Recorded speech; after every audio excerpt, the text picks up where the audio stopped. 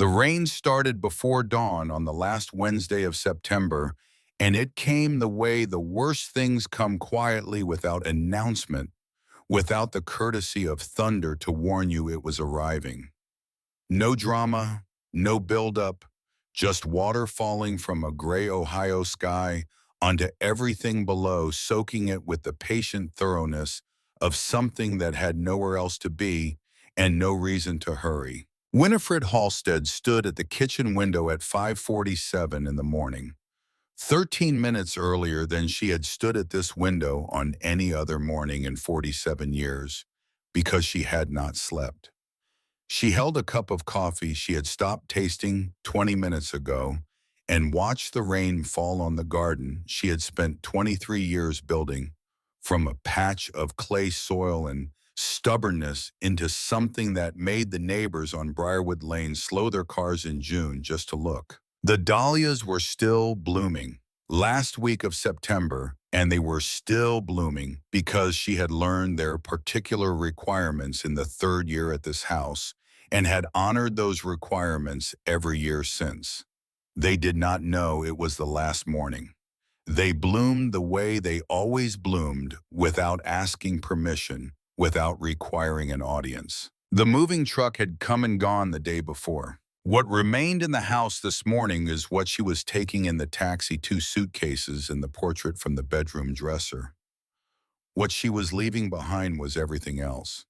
The oak cabinets Cyrus had built in the winter of 1978, the scuff on the baseboard near the refrigerator where Fern at 11 years old had swung the door too hard and never let her father forget he had promised to fix it, a promise that had dissolved into the current of ordinary life, the way small promises do when life keeps moving and the scuff becomes part of the house.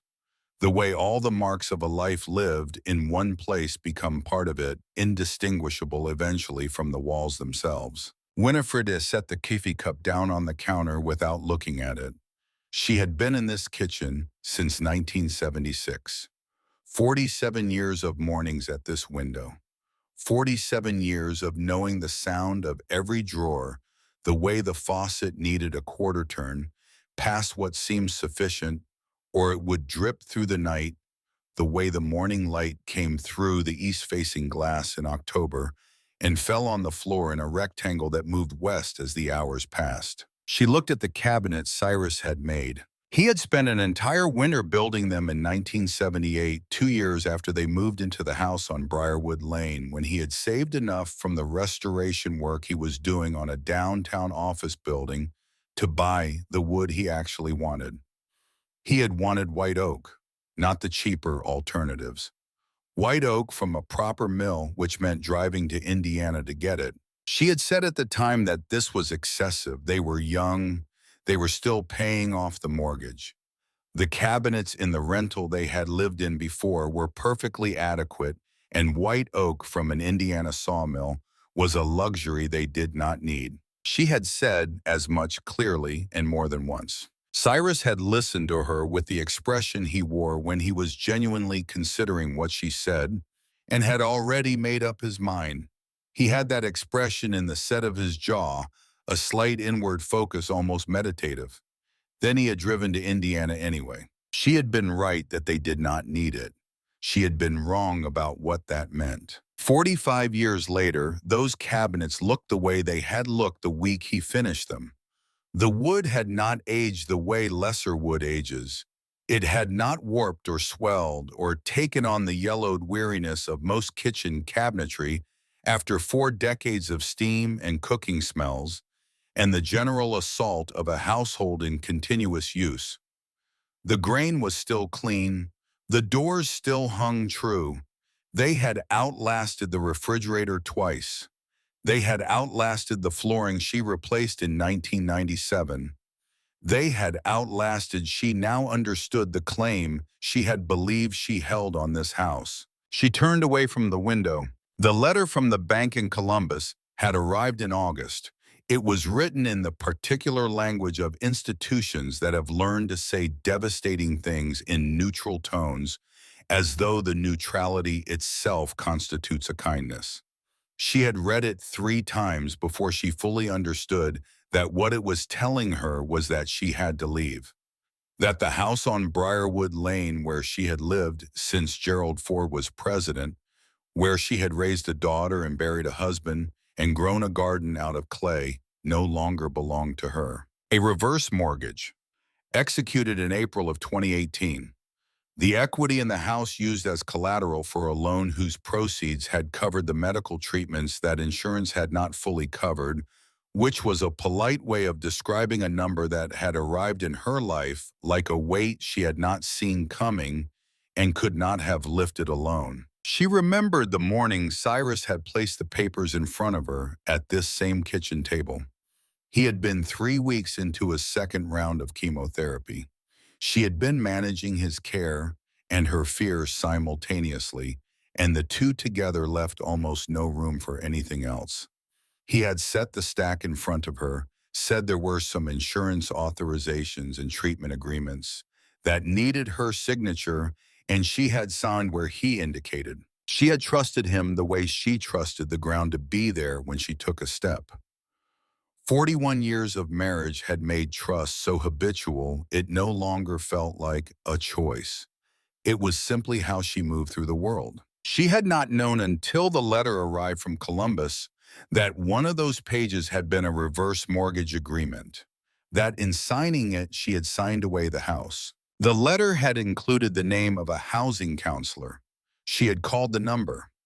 The counselor had been thorough and kind and had confirmed what the letter said. There was no way out that Winifred had not already found and found closed. The loan was due. The house would transfer on a date that had now arrived. She had called Fern.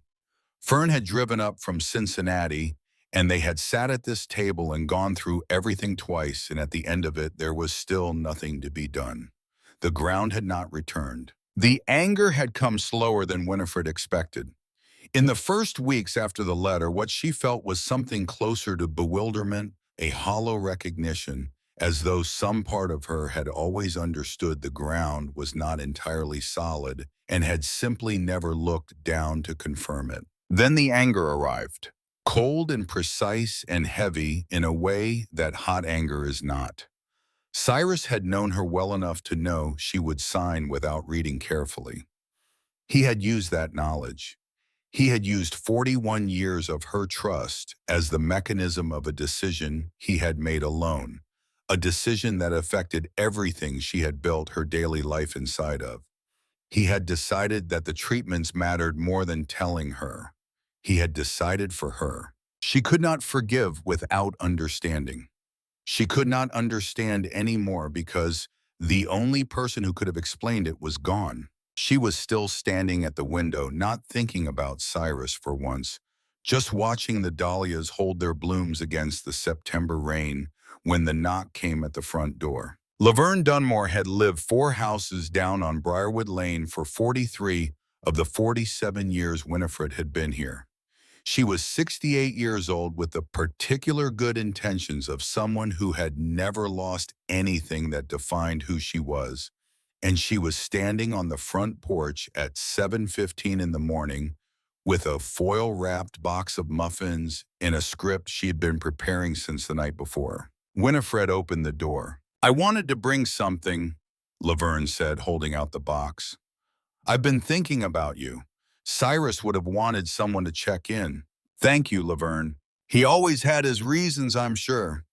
Men like Cyrus, they think they're protecting you, and at least the bank gave you some time to get sorted. My cousin had something similar happen, and she ended up finding a lovely little condo over in Laverne."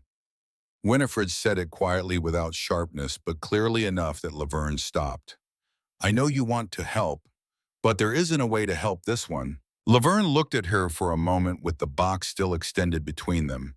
Then something in her expression shifted, dropped out of the preferred script entirely, and what was underneath it was simpler and more honest than anything she had planned to say. "I don't know what to say, Winnie.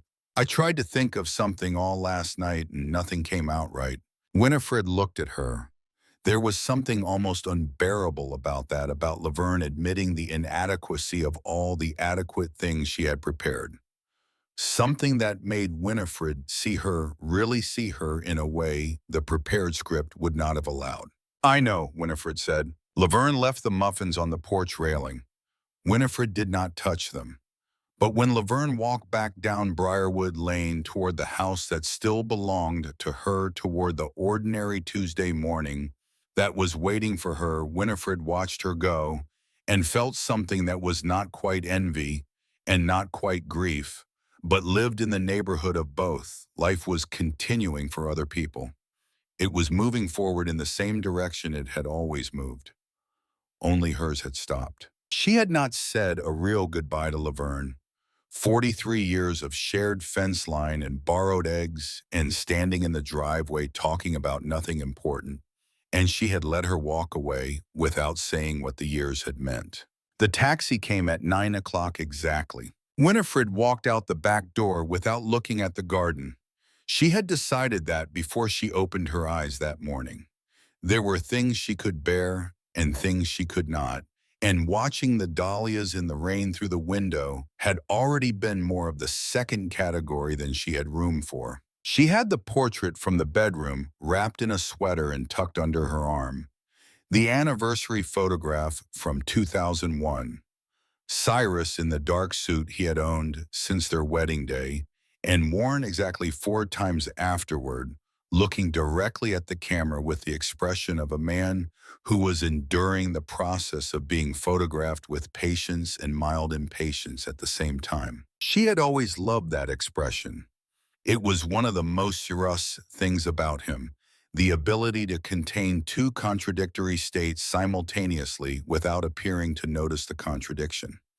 He could be entirely present in a moment and already thinking about the next thing, could be genuinely engaged with you, and also somewhere slightly interior, following a thread of thought he might or might not share. She had spent 47 years learning the difference between the two. In the photograph, he was doing both. The taxi driver did not attempt conversation, which Winifred appreciated. She sat in the back seat with the portrait in her lap and watched Briarwood Lane disappear behind them in the rain, and did not look back. The Millfield Inn was 8 blocks from the house on Briarwood Lane. 8 blocks. In another season, in a different frame of mind, she could have walked it. She had chosen it partly because of its price, which fell within the budget she had while the arrangements with Fern were finalized, and partly because of the distance, or rather because of what the distance was not. 8 blocks was not yet gone. It was a pause. It was still close enough that the house was still standing, still containing the white oak cabinets, and the October light through the east window, and the scuff on the baseboard that Cyrus had promised to fix. Cordelia Langford was standing behind the front desk when Winifred came through the door, a woman in her middle 50s with dark hair pulled neatly back in the professionally practiced ease of someone who had spent 2 decades learning how to make people feel received. She had a smile that had been trained, but her eyes were paying attention in a way the smile did not require. Winifred set her bags down and reached for the registration form. Room 12 is at the end of the ground floor hall, Cordelia said, processing the reservation with the efficient quiet of long habit. Faces the parking lot instead of the street. I know that sounds like the worst option, but it's quieter. I have a feeling you'd rather have quiet. Winifred looked up. She had been here for 90 seconds. She had said perhaps 12 words. And Cordelia Langford had already observed her accurately enough to make that call, which meant she was visible in some way she had not been aware of, wearing something on the outside of herself that a stranger could read in under 2 minutes. Yes, Winifred said, that's right. She found herself wondering, not for the first time that morning, what she looked like from the outside. Room 12 had a bed with a green coverlet that did not match anything else in the room, a table with 2 chairs, a window that looked out at a wet parking lot, and the gray September sky above it. Clean in the way places are clean when they are cleaned regularly without anyone caring much about them. She set the suitcases in the corner. She set the portrait on the table. She sat down on the edge of the bed. The movement of the day had been a kind of protection.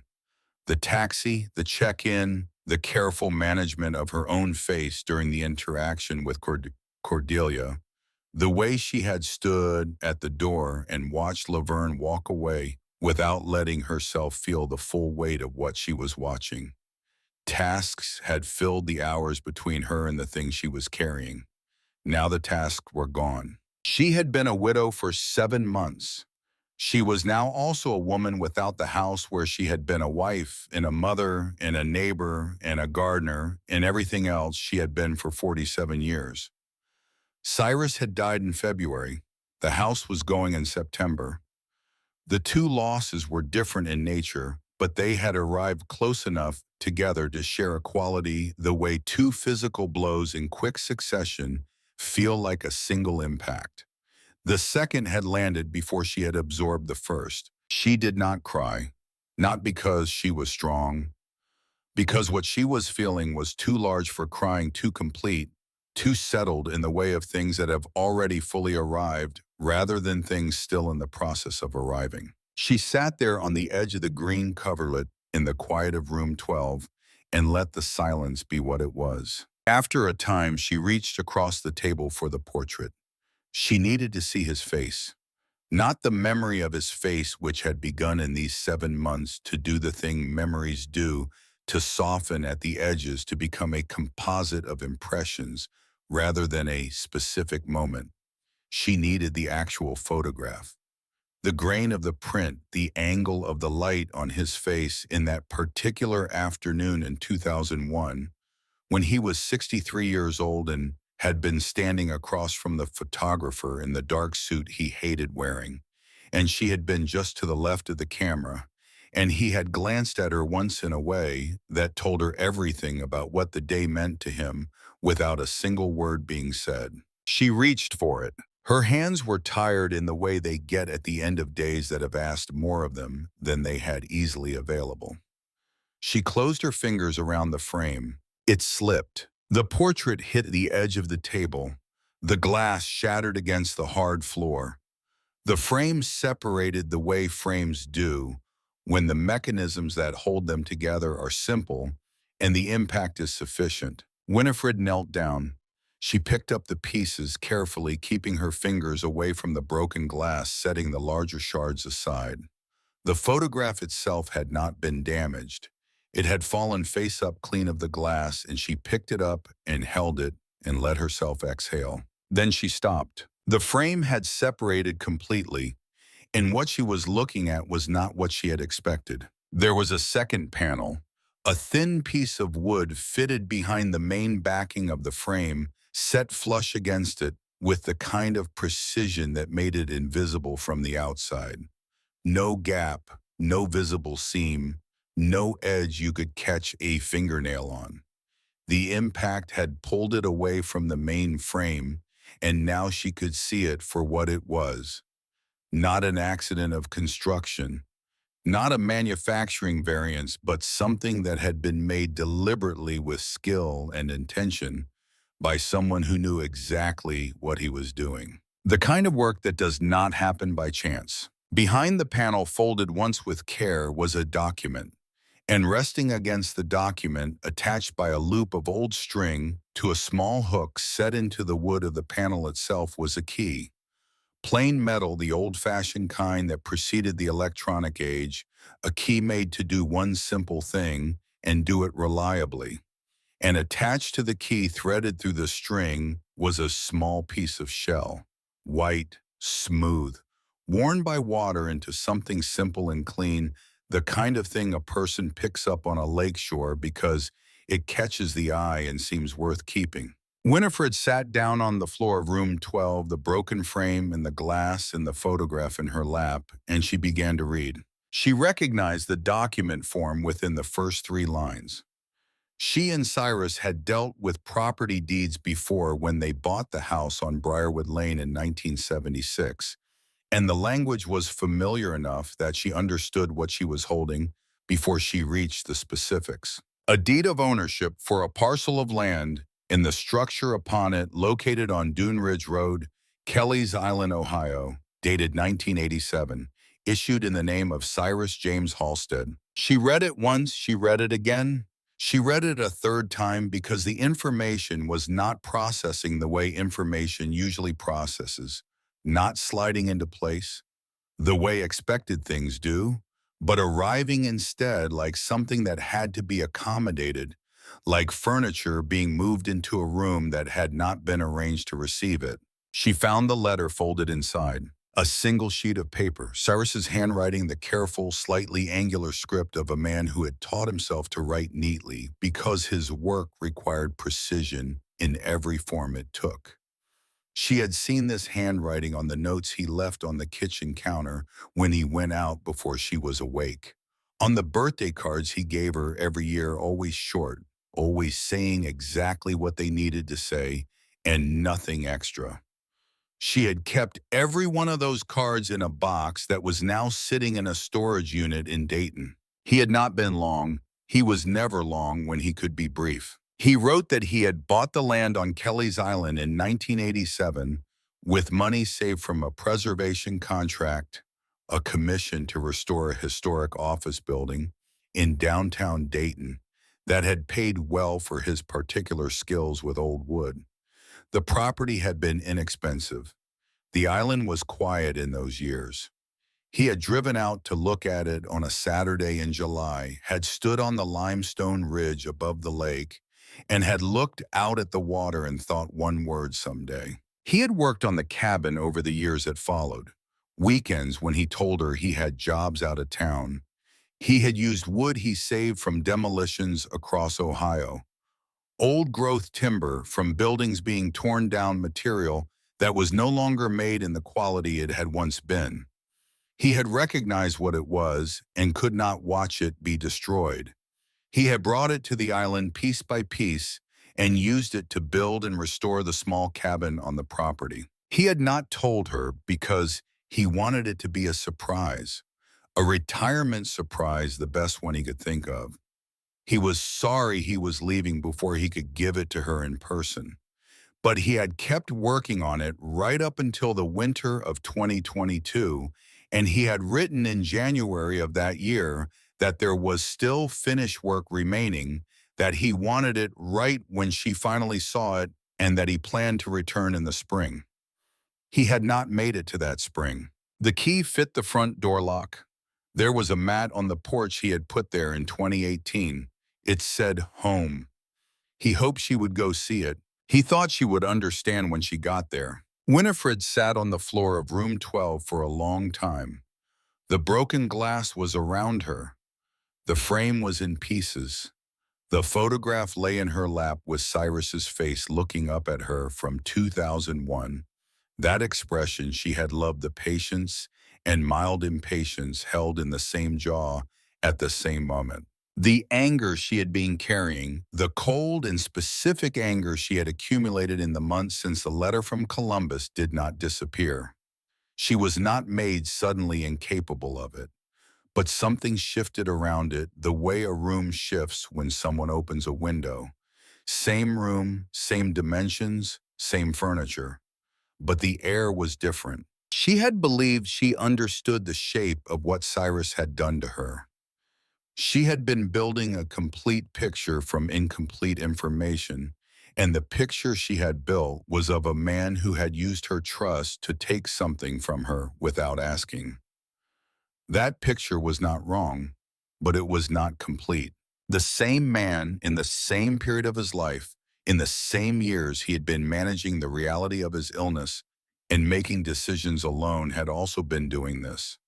Had been driving to an island on the weekends of the years he was sick and building her a door to walk through after everything else was gone.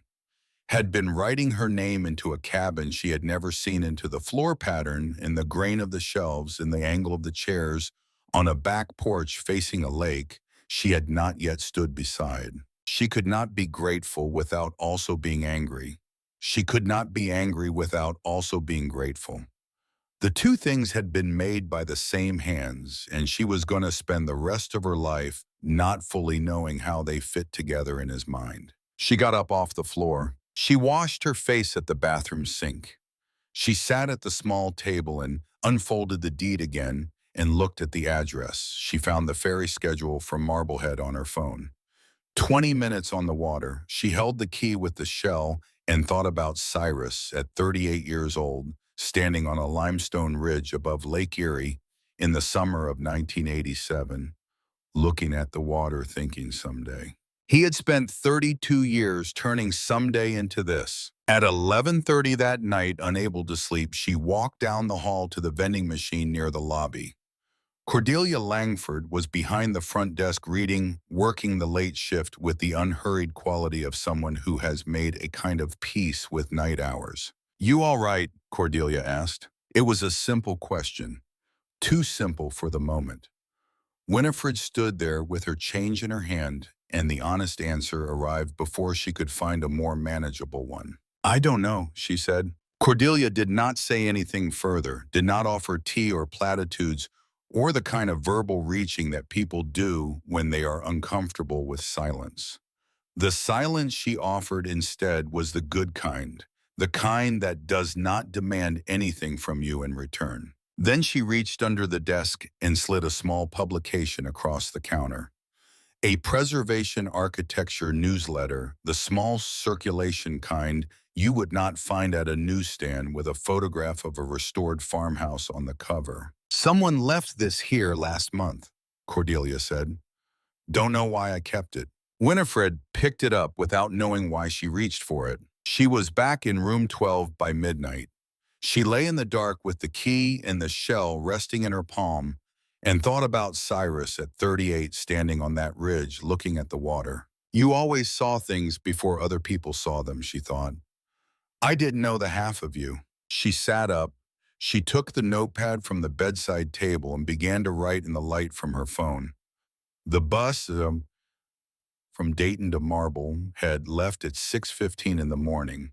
The ferry ran every 2 hours in September. The deed had a parcel number. She would need to verify the title before she could know anything else. She needed to see the cabin. That was all she knew with certainty. She needed to see it before she could know what came next, before she could form any picture of what her life was going to look like from this point forward. She needed to stand in the place Cyrus had been standing toward for 32 years and understand what he had been building. She set the alarm for 5:15. She put the key in her jacket pocket where her fingers could reach it without thinking. Outside the window of room 12, the parking lot of the Millfield Inn sat wet and quiet in the Dayton rain.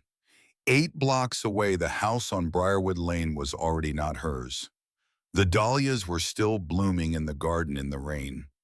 The white oak cabinet Cyrus had driven to Indiana for were still in the kitchen, hung with the precision of a man who did not know how to do things any other way. She could not have any of that back, but she was holding a key with a piece of Lake Erie shell. And there was a mat on a porch on an island she had never been to that said "home" placed there by a man who was already sick when he drove out to that island and knelt down and set it on the boards of a porch he had built from wood he had saved from buildings being torn down across Ohio for the version of her that would arrive after everything else had been taken. She thought about what kind of love works on a 32-year timeline. She thought about the word "someday" and what it means when a person keeps their word to it. The 6:15 bus out of Dayton ran northeast through the flat Ohio countryside in the particular gray light of early October, and Winifred sat by the window with the deed in the inside pocket of her coat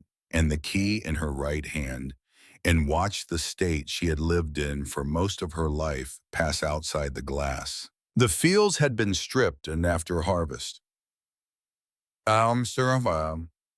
The corn was gone, the soil dark and bare, and the trees along the fence lines were beginning their slow turn, not fully committed, yet just the first suggestion of color at the edges, the way important changes announce themselves before they arrive. The sky pressed low, and even over everything, the color of old concrete, neither threatening nor comforting, simply there. She had not told Fern where she was going. Not yet. She had sent a message the night before saying she was well and would call in a few days. She needed to see the cabin before she described it to anyone. She needed to know what she was dealing with before she asked someone else to have feelings about it, and Fern had enough feelings already without being handed new ones without context. The bus reached Marblehead at 9:40, and the ferry terminal was a 10-minute walk from the station. The lake appeared before the terminal, did showing itself between buildings as she walked, gray-blue and wide, a body of water large enough to have its own weather. The ferry was a flat-bottomed boat that held perhaps 40 passengers in two vehicles.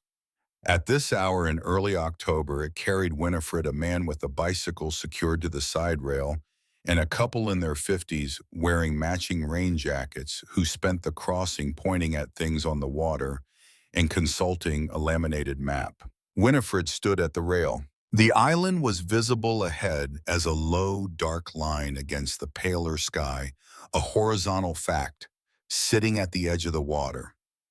20 minutes.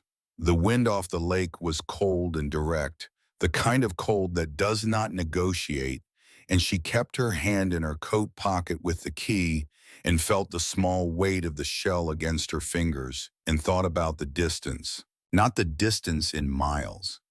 The distance between standing at a kitchen window on Briarwood Lane and standing here on a ferry with a deed in her pocket for a piece of land she had never known existed. The distance between the Winifred who had trusted Cyrus completely and the Winifred who now understood that trust and knowledge were not the same thing and had never been. She was not sure whether what she felt crossing that water was fear or anticipation. They occupied the same space in the chest she had found and required the same kind of stillness to distinguish between them. The cab at the island's small dock knew Dunridge Road without needing the full address. The driver was a compact man in his 60s with a decade of island knowledge in his unhurried manner. He said the road had been changing, that new builds had been going up every few years, that the land along the ridge was some of the most sought after on the island now. Winifred said nothing. She watched the island pass outside the window. The October maples had turned fully here red and orange against the limestone outcroppings, the color sharp in the flat light. Glimpses of the lake appeared between the trees as the road wound higher, sudden and blue and wide. She thought about Cyrus driving this road alone on September weekends, while she was home on Briarwood Lane, while Fern was at school, while the ordinary life of their household continued in his absence. And she assumed he was working. He had been working, just not in the way she had imagined. The cab turned onto Dunridge Road, and she understood immediately why he had chosen it. The road ran along the top of a limestone ridge, and the view from that elevation was the kind that makes people drive an hour from the mainland to spend a single afternoon looking at it. The lake filled the lower half of everything visible, wide and gray-blue, reaching to a horizon where the Canadian shore sat as a faint suggestion of land in the October haze. The properties on either side of the road were new or recently renovated, the confident architecture of significant money, well-maintained and intentional.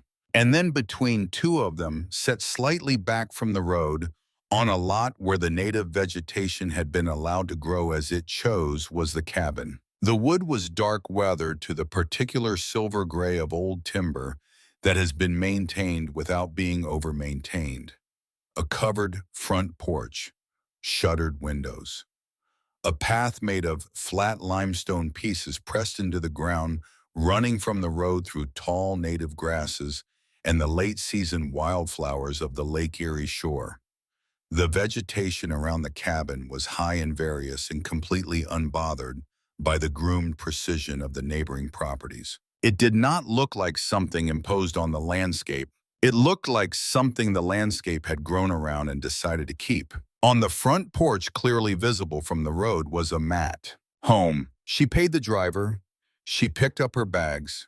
She walked up the limestone path through the tall grass and stepped onto the porch and looked down at the words Cyrus had placed there in 2018 when he was already sick, when he already knew the shape of what was coming, and she stood there for a moment and breathed. Then she put the key in the lock. It turned with the smooth ease of a mechanism that has been recently maintained. Of course it had. She understood that without having to think about it. He had been here to oil it, probably on his last visit, probably knowing it would need to work for someone who was coming without him. She pushed the door open. The smell reached her first. Wood and lake air and the clean dryness of a space that has been kept carefully closed. And underneath those things, something she could not name except by its effect. Standing in the doorway of a place she had never been, Winifred felt with an immediacy that had no rational explanation that she had been here before. Then she looked at the floor. She recognized it before her mind caught up with what her eyes were seeing. The boards were laid in a pattern she had looked at every morning for 47 years in the kitchen of the house on Briarwood Lane, varying widths wide, alternating with narrow, in a sequence that was not random, but was not quite regular, either a rhythm that moved across the floor the way a good sentence moves across a page with intention and variation, and an underlying logic that holds everything together. Cyrus had laid that floor in the Briarwood kitchen in 1981. She had watched him do it and had asked with the practical impatience of a young woman looking at a project taking longer than expected, why he did not simply use uniform boards. He had looked up from where he was kneeling with the expression he wore when a question struck him as answerable, but not in a hurry, and he had said, "Because that's not how good wood wants to lie." The same pattern here. On an island she had never visited, in a cabin she had not known existed, built by a man who had died 7 months ago and left her a key in a broken picture frame. He had replicated it deliberately. He had thought about what home felt like to her, the specific sensory texture of the place where she was most herself, and he had carried that texture here and built it into the floor, so that when she finally arrived, she would recognize it before she understood why.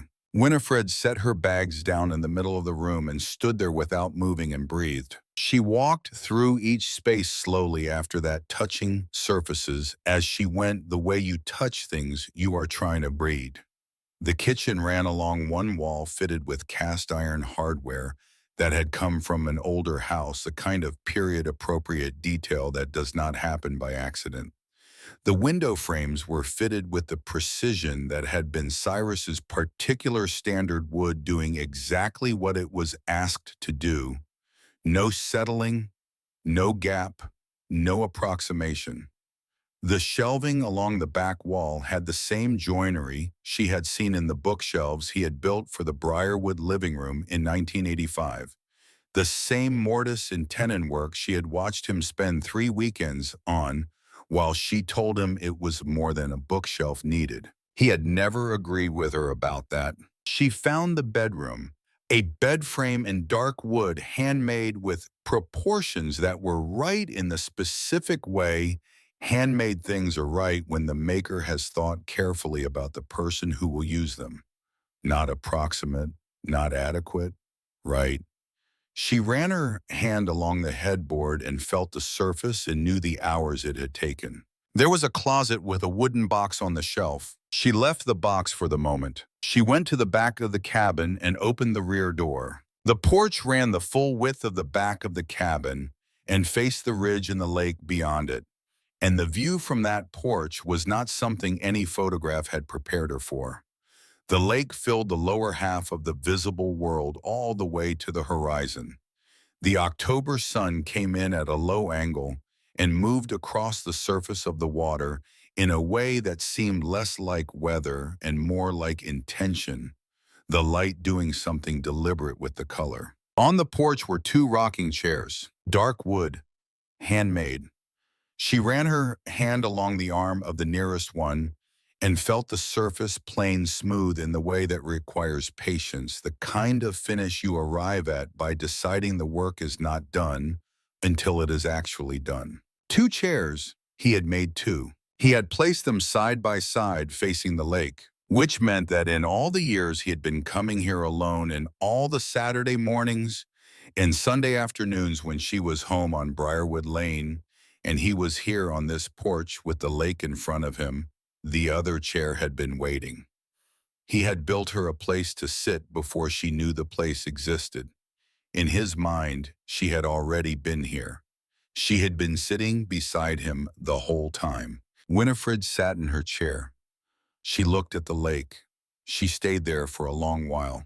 His name was Waverly Grayson, and he appeared at the edge of the limestone path the following morning at 7:30 while Winifred was coming around the side of the cabin with her coffee. He was perhaps 65, lean and weathered in the way of someone who has spent decades working outdoors rather than in offices. Canvas jacket with a worn collar, a notebook in his hand rather than a phone. He had stopped at the edge of the road and was looking at the front of the cabin with the focused attention of a person who is not seeing a building, but reading one, taking it apart visually and reassembling it in his understanding. He apologized immediately. He had been walking Dune Ridge Road every morning for the past week. He always noticed the cabin on his visits to the island and had passed it many times over the years. But this morning the shutters were open and he had stopped without deciding to. He was a preservation architect. He had worked with historic structures across the Great Lakes region for 30 years. Waverly Grayson. He extended his hand. Winifred looked at him for a moment the way she had looked at people her whole life. The direct and unhurried appraisal. She had never bothered to disguise the one Cyrus had called her courthouse look. "You know about old buildings," she said. "Yes, come in." He spent 2.5 hours inside. Winifred made tea and sat on the back porch and listened to him moving through the rooms, stopping moving again, the occasional low sound of someone encountering something that warranted a response. When he came out, he sat in the second rocking chair, one that had been waiting, and was quiet for a moment before he spoke. "Your husband was an extraordinary craftsman. I don't use that word carelessly." "He was," Winifred said. Waverly looked at the wall beside him, the dark wood of the exterior planking, and then he said what he had come to say. "The primary structural wood in the cabin, the main beams, the framing, the shelving, the floor was American chestnut." He paused to let her understand the weight of that before he continued. Before the early 20th century, the American chestnut had been one of the dominant trees of the eastern forest. Billions of trees from Maine to Georgia, a species so woven into the regional ecology and economy that its loss had been, when it came, one of the great unrecorded catastrophes of American environmental history. A fungal blight had arrived around 1900 and moved through the forest with a completeness that still staggered people who studied it. Within 50 years, virtually every mature American chestnut in the country was dead. The wood had not been commercially available since the early 1900s. The wood in this cabin had come from buildings constructed before the blight, buildings that had been demolished across Ohio over decades. Cyrus had recognized it in demolition sites and salvaged it load by load over years. And he had used it here with joinery techniques that most contemporary carpenters no longer knew, and a few had never learned. There are preservation organizations that would consider this cabin historically significant, Waverly said. And there are collectors, people who understand what old architecture represents, who would want to own something like this, not to change it, to live in it exactly as it exists, because what your husband built here cannot be made again. Winifred held her tea and looked at the lake. "He never threw anything away," she said. "He couldn't watch good things be destroyed." Waverly nodded slowly, as though this told him something about Cyrus that the cabin had already suggested. Then he said, "A man named Whitmore came to see you yesterday." It was not a question. He did, Winifred said. He wants the land. He wants to tear it down and build something that sells for 4 times the price. Waverly said with the flat accuracy of someone who had watched this happen before in places he had cared about. What I'm describing is different. The value of this cabin is not the land under it, it's the cabin itself. He stood to leave and paused, looking at the 2 rocking chairs, with an expression she had not expected on a man she had known for 2.5 hours. He made both of them, Winifred said. Waverly looked at the chairs the way he had looked at the walls reading them. He made them for the view, he said. He made them for us, Winifred said. After he left, she went inside and took the wooden box down from the closet shelf. Simple construction fitted lid made from the same dark wood as the structural beams, which meant it had been built here from the material at hand. She carried it to the kitchen table and sat down in the chair Cyrus had made and lifted the lid. Inside, a stack of paper held together with a binder clip, and beneath the papers a small notebook with a dark green cover. The papers were records.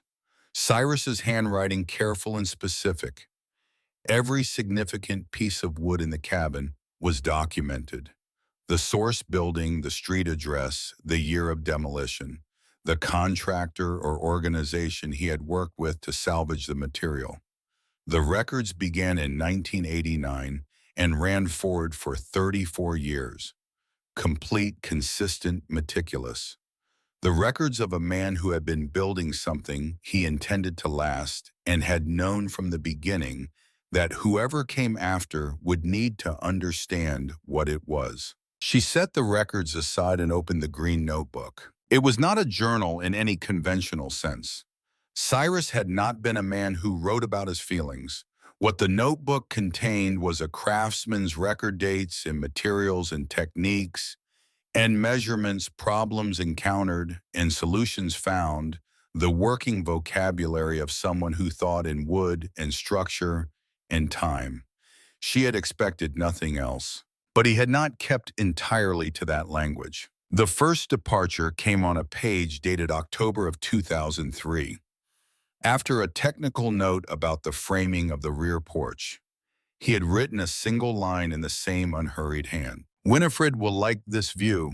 I know because of the way she always turns toward water. Winifred stopped reading. She looked at that sentence for a long time, not at the meaning which she understood immediately, but at the fact of it, the fact that he had been sitting on this porch in October of 2003 through a day of work and had thought about her specifically, had thought about the way she moved through the world, and had written it down in a notebook she would not read for 20 years. She had been 48 years old in October of 2003.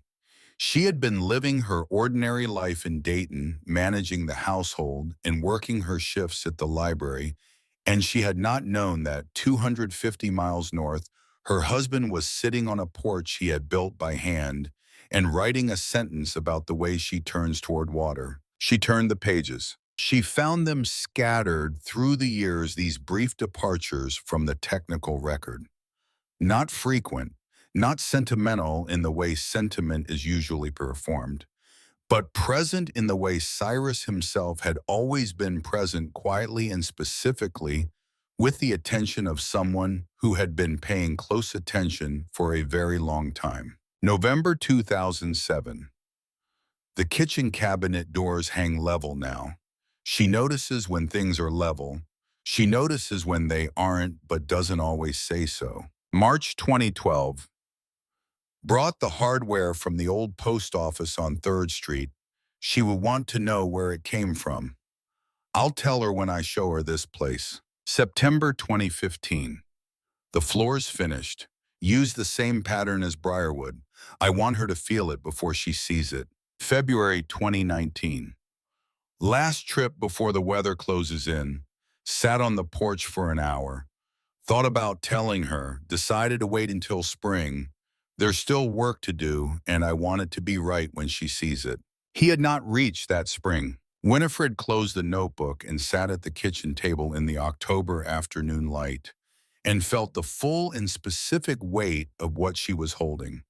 Not the loss of Briarwood, not the grief of losing Cyrus, but this particular thing, the knowledge that she had been loved for 47 years with a precision and an attention she had not fully understood while it was happening. The man she had lived beside had been observing her and knowing her and building toward her in ways that were invisible to her during the years they were occurring, leaving records she would only read after he was gone. She noticed when things weren't level. He had known that. He had written it down in 2007 in a notebook in a cabin she didn't know existed. She was still sitting at the table when Fern arrived on Friday afternoon, having driven up from Cincinnati with the expression she wore when she was preparing to be competent about something that was also costing her something. Winifred had known that expression for 45 years.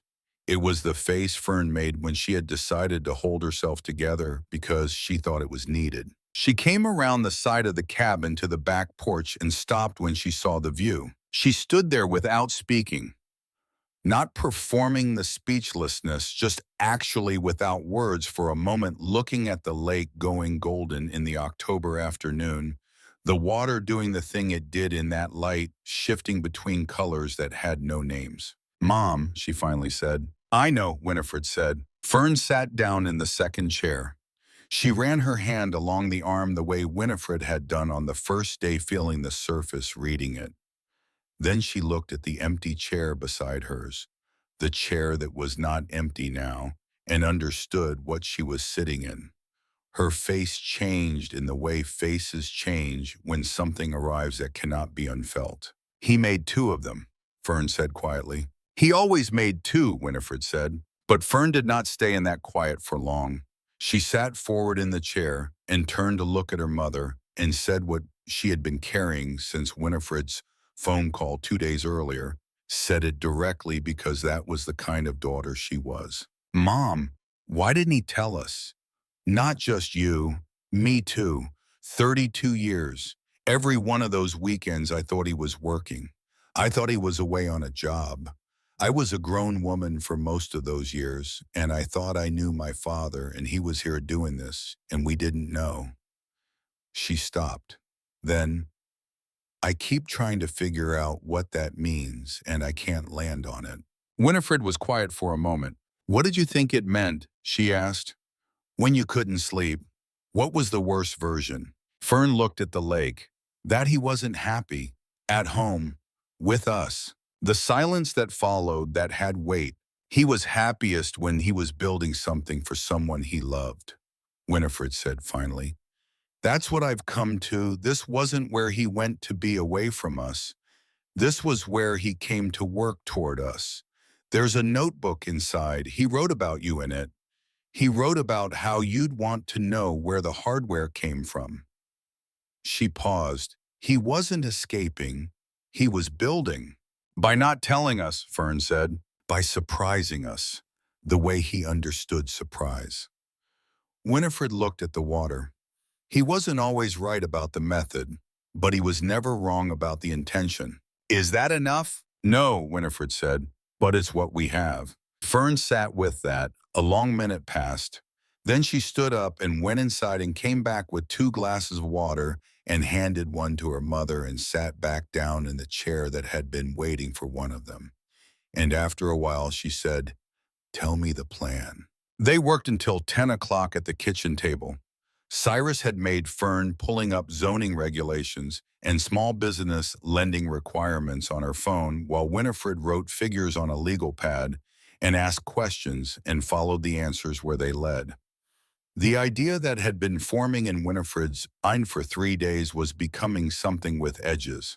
A historic inn, 5 rooms, renovation limited to what was necessary, infrastructure brought up to standard, the character of what Cyrus had built preserved and presented rather than hidden or altered. Waverly Grayson had already offered to oversee the preservation aspects. He had also mentioned a real estate attorney in Sandusky who specialized in historic Lake Erie properties. Edna Tyndall, 30 years in the field. Winifred had called Edna that afternoon. The conversation had been direct and efficient in the way of someone who values accuracy above reassurance. She had confirmed that what Winifred was describing could be done. The zoning on Kelly's Island for short-term accommodations was workable. A formal historic designation, if pursued, would actually strengthen rather than complicate the permitting process. The cabin itself, properly assessed and documented, was sufficient collateral for a small business lender. It can work, Edna had said. It won't be simple, but it can work. Now Fern looked at the numbers on the legal pad. Are you sure about this? Your father built this for us, Winifred said. Not for me to sell, for us to be in. She was quiet for a moment. I can be in it for both of us. Fern nodded slowly. She picked up her pen and made a note in the margin of the page. Then she looked up. I'll help with the business side, but you have to promise me something. What? If the numbers don't work, you'll be willing to hear it. Winifred looked at her daughter across the table Cyrus had built. Yes, she said. She had not yet decided whether she meant it. But Fern needed to hear it, and some promises are made for the person receiving them rather than the person giving them. They ate sandwiches Fern had brought from the mainland and drank tea from the small kettle in the cabin's kitchen, and at some point the practical work became something else as well. Two women at a table a dead man had built in a house a dead man had built, figuring out how to build what came next. At 10 o'clock, Fern set her pen down and looked at the numbers one more time. I think you can do this, she said. I know I can, Winifred said. 3 weeks into the renovation on a Tuesday afternoon in January when the island had settled into the gray stillness of a Lake Erie winter. Winifred was on the back porch reviewing invoices from Virgil Renfrew's crew when she heard the knock at the front door. Harmon Whitmore. This time he had dressed more formally than she had seen him before. Dark overcoat, no concessions to the island's informality. Beside him stood a younger man with a leather briefcase, the kind of person whose entire presentation communicated that he was there in a professional capacity and intended to be taken as such. Whitmore was pleasant. He was precise. He said, conducted additional research on the property and discovered what he described as an irregularity in the historic preservation registration that Cyrus had filed with the state in October of 2019. The boundary description in the registration did not match the boundary description in the original deed. A discrepancy of approximately 3 feet on the eastern property line. Under Ohio Historic Preservation statutes, he explained, a registration containing a boundary discrepancy could be formally challenged. If the discrepancy was not corrected within 30 days of a formal notice of challenge, the registration could be voided. The younger man opened his briefcase and produced an envelope and held it out to Winifred. Formal notice of challenge, Whitmore said, 30 days from today. He was pleasant about it. At the base of the limestone path, he turned and said he hoped she would reconsider his offer, which remained open. Winifred closed the door. She stood in the main room and held the envelope and looked at the floor of the cabin, the American chestnut boards and the pattern Cyrus had carried here from Briarwood, and she breathed. She thought about the green notebook on the kitchen table. She thought about February 2019 and a sentence about waiting until spring, about wanting it to be right when she finally saw it. She did not stop the renovation. She went back to the porch and confirmed the next delivery date with Virgil and told him to proceed. Then she called Edna Tyndall, and Edna listened to everything Winifred told her, and when she spoke, her voice had the quality it had when she was thinking rather than preparing to speak, and she said, I need to ask you something first. Did Cyrus ever discuss the preservation filing with you? No, Winifred said. He filed it in October of 2019, 3 years before he died. He never told me about this place. He never told me about any of it. Edna was quiet for a moment. I've been through every page of the original filing, she said, And I need you to understand something before I tell you what I found. Outside the window of the cabin, the January lake was dark and still, the kind of stillness that belongs to deep winter, a body of water that has accepted the cold and gone quiet with it. Winifred held the phone and looked at the water and waited. Your husband was meticulous, Edna said. I've worked with preservation filings for 30 years, and I have rarely seen documentation as thorough as what he submitted. The property records are complete. The architectural documentation is complete. The sourcing records for every major piece of material in this cabin are complete. A man that careful does not make a 3-foot error in a boundary description. Winifred did not speak. There is a provision in Ohio preservation statutes, Edna continued, that allows the legal heir of a registered historic property to amend boundary descriptions within the registration without a court proceeding. The amendment can be filed directly with the Ohio Historic Preservation Office.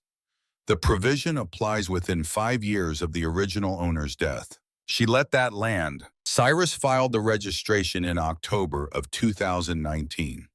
He died in February of 2023. You are the inheriting party. The 5-year window is open until February of 2028. The amendment requires your signature and a corrected survey, which I can have completed within the week. Whitmore's challenge becomes moot the moment the amendment is filed, because the challenge is built on the discrepancy, and the discrepancy ceases to exist once you correct it. The lake was very still outside the window. He left it open on purpose, Winifred said. It was not a question. I believe so, Edna said. Yes. Winifred sat with the phone against her ear for a long moment after Edna finished speaking, and the January lake outside the cabin window was the only thing in her field of vision, dark and wide and absolutely still under the winter sky. He had left it open on purpose. She turned that fact over in her mind, the way you turn a stone that has been sitting in one place for years, looking at the underside of it for the first time. Cyrus had stood in this cabin in October of 2019 and filed a preservation registration that was perfect in every detail except one: 3 feet, a single specific surgical omission in an otherwise flawless document. Not a mistake. A door built to fit exactly one person left unlocked, waiting. She thought about the reverse mortgage. She had spent months living with the understanding that Cyrus had used her trust to take something from her without asking. That understanding was still true. It had not been revised by anything Edna had told her. But now she was holding it alongside something else, alongside the fact that the same man in the same period of his life had also done this, had engineered a final act of protection that required her hand to complete it, had given her back in the only form available to him the agency he had taken. He had decided for her once without asking. He was giving her the last decision, the one that mattered most, as hers alone to make. She did not have a word for what that was. She was not sure the language had one. File it, she said. I'll have the survey ordered today, Edna said. We'll move as fast as the office allows. Winifred set the phone on the table. She looked at the legal pad on the kitchen table. The numbers she and Fern had worked through, the columns of income and cost, and the questions she had written in the margin and left space beside. She picked up her pen and drew a line through the largest of the open questions.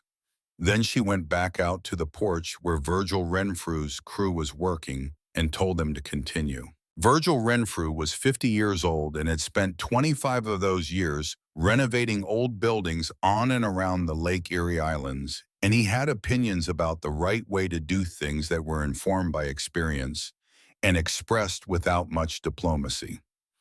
He and Winifred had established their working dynamic in the first week she made the decisions he told her when he thought a decision was wrong, and they argued it out until one of them had a better reason than the other. The first argument had been about a bedroom door. Virgil wanted to replace it. The frame was original, the fit was tight by modern insulation standards, and he had replacement frames in the truck that would solve the problem cleanly. Winifred had looked at the door and then at Virgil and said she wanted the existing frame sealed, not replaced. "It's going to cost you more in heating," Virgil said. "Seal it properly and it won't," she said. "That frame is original to the structure," Virgil said, making one last attempt, "which means it's been expanding and contracting through Lake Erie winters for 30 years. You seal it this year, you'll be resealing it every 2 or 3 years. Then I'll reseal it every 2 or 3 years, Winifred said. Virgil had looked at her for a moment with the expression of a man recalculating his assessment of a situation. Then he had nodded and sealed the door. The second argument came in the 6th week of renovation on a gray February morning when Virgil found her in the kitchen reviewing material invoices and told her they had a problem. The plumbing beneath the cabin was older than the initial inspection had revealed. Not a cosmetic issue, a structural one, the kind that required either a proper fix now or an expensive emergency repair within a few years. He laid out 2 options at the kitchen table with the directness she had come to expect from him. Fix it correctly, which would cost considerably more than the renovation budget had allocated for that line, or patch it, which would hold for a while and fail eventually. Winifred looked at the numbers he had written down. She did not look at them the way she sometimes looked at difficult things, bracing. She looked at them directly the way she had always approached what needed to be examined. "How confident are you in the longer estimate?" she asked. "Confident enough that I'd do it in my own house," Virgil said. She sat with that for a moment. "Fix it correctly," she said. "That's going to pull from your operating reserve." "I know what it's going to pull from." Virgil gathered his papers. He was at the door of the kitchen when he stopped and turned back, and what he said next was not part of the professional conversation they had been having. "My grandfather built houses," he said, "not restored them, built them from the ground up on the east side of Cleveland. He built the same way your husband built. Not fast, not cheap." "Right." He paused. "I don't work on a lot of places like this anymore." Winifred looked at him. "Neither do I," she said. He went back to work. The amendment to the preservation registration was filed on a Tuesday morning in the 3rd week of January, 19 days after Whitmore's formal challenge. Edna had moved with the efficiency of someone who understood that deadlines are not suggestions. The corrected survey was completed in 4 days. The paperwork was filed on the 5th. The Ohio Historic Preservation Office acknowledged receipt within 24 hours. Winifred was standing on the back porch reviewing Virgil's latest invoice when her phone buzzed with a message from Edna. 2 sentences. The amendment had been processed and accepted. The historic registration of the Halstead cabin on Kelly's Island was now unassailable, and Harmon Whitmore's challenge had become, as of that morning, a legal nullity. She read the message once. Then she put the phone in her coat pocket and stood at the railing and looked at the January lake. The water was dark, a deep charcoal blue, heaving slowly in the long swells of midwinter. No pleasure boats, no ferry traffic visible from this angle. Just the lake doing what it did in January, moving under a sky the color of cold iron, indifferent to everything on its shores in the particular way that large and permanent things are indifferent to the concerns of the temporarily present. Cyrus had stood at this railing. She knew that without needing to verify it. He had stood here many times on many October and November mornings before the winter closed the island down, and he had looked at this same water. He had built this railing to a height that suited him, which meant it was slightly too high for her, and she had noticed that in her first week here and had decided to say nothing about it because there are some dimensions you leave as they were set. "You left me one thing to do," she thought. "You made sure it was mine to do." She went inside and made tea and sat at the kitchen table and allowed herself, for the first time since she had knelt on the floor of room 12 at the Millfield Inn and picked up a broken picture frame to feel the full weight of what had happened in the 4 months since that morning. Not the loss, not the grief which was still present and would remain present, she understood for the rest of her life in some form. But the other thing, the thing that existed alongside the loss and the grief and the anger and the gratitude. She was still here. The renovation continued through February and into March, and the cabin became something that preserved what Cyrus had built while making it genuinely habitable for people who were not Cyrus.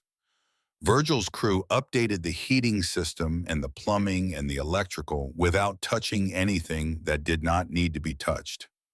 Waverly came twice a month to review the work, and on his visits, he and Winifred developed the habit of ending the day on the back porch, regardless of the temperature, each in one of the chairs Cyrus had made looking at the water. Waverly had written his formal architectural assessment in the fall, 12 pages of careful documentation that described the cabin's materials and methods and historical significance, and the document had moved through preservation circles with the quiet speed of something that fills a gap people had not known existed.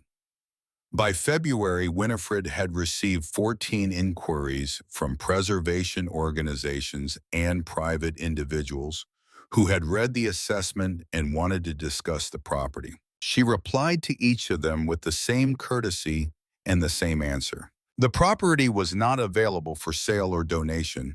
It was being developed as a historic accommodation. If they wished to be notified when reservations opened, they were welcome to leave their contact information. 11 of them did. She added them to the list she was keeping. Waverly read each inquiry as it came in and said very little about most of them. One afternoon in March, sitting on the back porch with the first real warmth of the year coming off the water, he set down the most recent letter and looked at the lake. He would have liked knowing this, Waverly said. Winifred considered that. He would have had notes, she said, about the assessment. He would have found 2 or 3 things he thought you'd gotten slightly wrong. Waverly smiled. Probably. He would have been right about one of them. Also probably. They sat with that for a while, 2 people who had never met Cyrus Halstead and yet knew him each in their own way and from their own angle well enough to know what he would have said. The 5 rooms were named in the last week of March, and Winifred wrote the names herself on the small cards that would sit on each dresser: chestnut, white oak, walnut, elm, pine. The card for each room explained the wood in its name, where the species had grown, what had brought it here, how Cyrus had come to use it in the walls or floor or shelves of that particular space. Waverly had offered to write the text, and she had let him begin, and then she had rewritten each card herself in language that was simpler and more direct than his first drafts, because the people who would read these cards deserved plain sentences and true ones. Waverly had read her revisions without comment and then said better. The renovation was completed on the first Friday of April, 4 months and 1 week after it began, 6 days later than Virgil had projected and 3 weeks earlier than Winifred had feared. Virgil walked through the finished rooms with her on the final day and said almost nothing, which was she had learned how he expressed satisfaction. At the front door, he shook her hand and said he would send the final invoice by end of week. Virgil, she said before he reached his truck. He turned. Your grandfather built things right, she said. So did you. He held her look for a moment. Then he got in the truck. Halstead's Cove Historic Inn opened on the second Saturday of April, the morning that was cold and clear, with the hard particular brightness of a Great Lakes spring, the kind of light that makes everything look as though it has just been uncovered, rather than simply revealed by a season change. The lake had turned the deep blue of early April, a color it would hold for only a few weeks before the warming water softened it. Winifred stood on the front porch at 8 in the morning with her coffee and looked at the limestone path running through the tall grass to the road at the tufts of new growth coming up through last year's stems at the mat on the porch boards that said home, still in the same place Cyrus had set it in 2018, worn now by 2 winters of weather into something softer and more settled than it had been. Waverly arrived at 10. He walked up the limestone path with his notebook under his arm and stood on the porch and looked at the front of the cabin the way he had looked at it on the first morning reading it. Then he looked at her. "Ready," he said. "I've been ready since September," she said. The first guests arrived at 2 in the afternoon, a couple from Cleveland, retired in their late 60s. The man had white hair and hands that moved when he talked about buildings, the involuntary specificity of someone who thinks in 3 dimensions.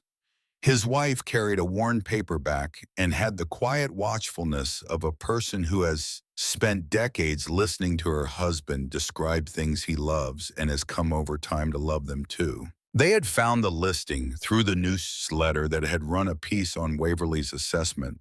They had driven from Cleveland that morning. The man spent 20 minutes in the main room before he said anything, running his hand along the chestnut shelving with the slow attention of someone reading rather than touching.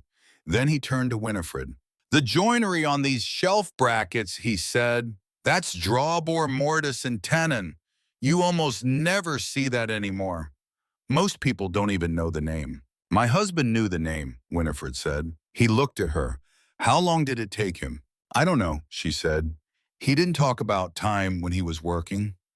He talked about whether it was done." The man nodded as though this was the answer he had expected and had been hoping for. His wife caught Winifred's eye and smiled the smile of someone who has been married long enough to translate. Waverly had stayed through the afternoon sitting on the back porch while Winifred settled the guests. And when she came out at 4, he was in the second chair with his coffee cooling beside him, looking at the lake. "How does it feel?" he asked. She sat in her chair and looked at the water and considered the question honestly, because it deserved an honest answer. "Like it's supposed to be here," she said. "Like it was always going to be here." Waverly was quiet for a moment. Then he knew that's why he built it. By the end of April, the reservation calendar was filling. By June, it was full through October. The guests who came first and most consistently were people who had found the property through preservation channels, through Waverly's assessment, through the word that moves in the specific circles where people care about old buildings and old wood and the things that cannot be manufactured twice. They arrived knowing something about what they were coming to, and they moved through the rooms with the attention of people who understand the difference between a surface and what it took to produce it. Winifred made breakfast each morning and sat with the guests when they wanted company and left them alone when they did not. She learned the rhythms of it over the course of that first summer, the way hospitality, like housekeeping, is mostly the management of small systems and the willingness to solve problems before they become visible to the people who should not have to see them. She was good at it. She had been practicing the underlying skills for 47 years. In late May, a dark car drove slowly past the property on a Tuesday morning. Winifred was on the front porch with her coffee, and she recognized the car before she recognized the person inside it. Harmon Whitmore, moving at the pace of someone taking a considered look at something he had decided finally to leave alone. He did not stop. He did not turn into the drive. He continued down Dune Ridge Road and was gone around the bend. She watched the road for a moment after the car disappeared, the empty curve of it, the native grasses moving in the lake breeze. Then she went inside to prepare the rooms. She did not think about him again that day. On a Friday evening at the end of September, 6 days before the first anniversary of her last morning at Briarwood Lane, she was making dinner in the cabin kitchen when her phone rang. The number was Laverne Dunmore's. She almost did not answer. She stood there with the phone in her hand and the screen lit and felt the old resistance, the reflex she had built in those last months on Briarwood Lane when protection required a certain amount of distance from people who wanted to help in the wrong ways. Then she answered. Laverne's voice was the same, familiar in the way that 43 years of fence-line proximity makes a voice familiar. She said she had seen something about the inn in the local paper, a short piece someone had written about the island's historic properties. She had recognized the name. I should have said goodbye properly, Laverne said. That morning, I had my script and I lost it, and then I just walked away, and I've thought about it since. Winifred leaned against the kitchen counter and looked out the window at the last of the September evening on the water. You said the true thing, Winifred said. You said you didn't know what to say. That was the right thing. I wasn't sure, Laverne said. It was, Winifred said. Come visit sometime. I'll show you what he built. She meant it. She had not expected to mean it, but she did. And the realization settled into her quietly, the way things settle when they have found their correct position after a long time in the wrong one. The last guests of the season checked out on a Saturday morning in the third week of October. Winifred stood at the front door and watched their car go down the limestone path and turn onto Dune Ridge Road and carry the last of the summer season away with it.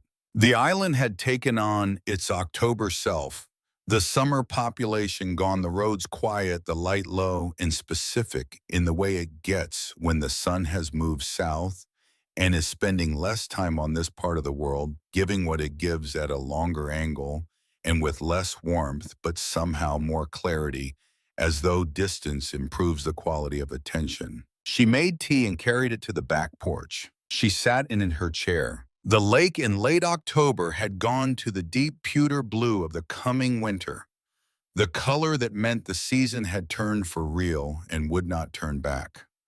The last light of the afternoon was on the far shore, faint and horizontal, a reminder that there was still a world on the other side of all that water, even when you could no longer quite see it.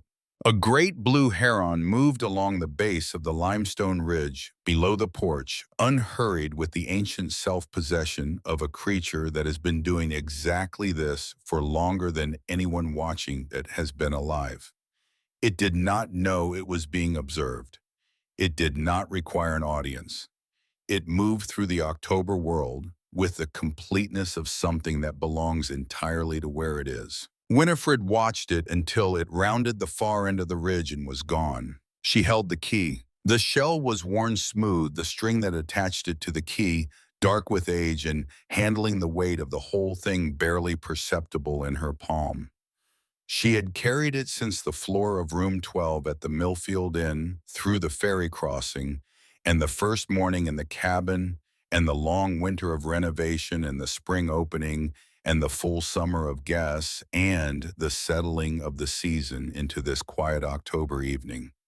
It had been in her pocket on the morning she told Edna to file the amendment. It had been in her hand on the evening she and Fern worked through the numbers at this table. It had been here, present through all of it. She thought about the green notebook on the shelf inside. She thought about what it had taken to write those lines. Not the craft of writing them, Cyrus had never been concerned with that, but the decision to write them at all, the decision of a man who expressed himself in wood and silence, and the precise fit of things to step briefly into a different language, a more direct one, to leave a record of the specific and interior ways he knew the person he had spent his life building toward. She notices when things aren't level, but doesn't always say so. He had known that. He had been watching for 30 years and had seen it and had found the occasion to write it down. She wondered how many other things he had seen that had never made it into the notebook, had stayed only in him, had gone with him in February, knowledge of her that she would now never know he had possessed. That thought had once felt only like loss. Now it felt like both things simultaneously, the loss and the fullness of it, the strangeness and completeness of being known by someone who is no longer here to be asked what they knew. The door behind her opened. The couple from the Chestnut Room, here for a long weekend to close out their season on the island, came out onto the porch with the quiet care of people who can see that someone is sitting with something private and do not want to disturb it. Winifred shifted in her chair and indicated the two chairs along the porch rail, and they settled into them with the ease of guests who had spent a week learning the rhythm of the place. The three of them sat without speaking and watched the last light move off the water. The lake went from pewter to dark blue to the deep near black of full evening, the color draining out of it slowly. The way color always goes at the end of a day on the water, without announcement, without a clear moment of transition, simply less and then gone. "Your husband built this place?" the woman asked after a while. Winifred looked at the lake. "He built the cabin," she said. She paused, not because she did not know what came next, but because she wanted to say it correctly, wanted to give it the weight it had earned. "I built the rest." The woman nodded in the way of someone receiving a complete answer, because it was. The Canadian shore had dissolved into the dark. The island had gone quiet in the way it went quiet in October, the deep, self-sufficient quiet of a small place that has endured many seasons and requires nothing from any of them except the chance to go on enduring. Somewhere along the ridge below the porch, a last bird called once and was answered by silence. Winifred sat in the chair Cyrus had made and held the key he had left her and thought about a man who had stood on a limestone ridge above this lake at 38 years old with enough money saved to buy a piece of land nobody was paying much attention to yet, and had looked out at the water and thought one word: someday. He had not lived to see it become today. He had not gotten the spring he was waiting. He had not been able to walk her up the limestone path himself and put the key in her hand and watch her open the door. But he had left her everything she needed to open it herself. He had built the place and documented it and filed the paperwork and left the one deliberate gap that only she could close. And he had put the key in a frame she carried with her everywhere, in a hidden space built with enough skill that only breaking apart could reveal it, waiting for the moment she needed it most. She had needed it on the floor of room 12 in Dayton, Ohio on a September evening when everything else had already been taken. And it had been there. She put her hand around the key, the shell smooth against her palm, the metal warm from her body heat, and she looked at the dark water and felt the full and settled weight of a year that had asked more of her than she had known she had. The grief was still in her and would remain. The anger at Cyrus was still in her and had found its place not resolved but located, given a room in the house of her understanding where it could exist alongside everything else without destroying it. She had come to an island she had never heard of with 2 suitcases and a broken picture frame. She had found a cabin built from wood that no longer existed in the world, built over 32 years by a man who loved her in the most complete and imperfect way she had ever encountered, a way that had both taken from her and given back to her with the same hands. She had fought for it. She had built something from it. She had stayed. The season was over. The next one would come. She would be here when it did, in the chair he had made facing the water he had wanted her to see, in the place he had spent his life building toward. Someday had arrived. It was hers.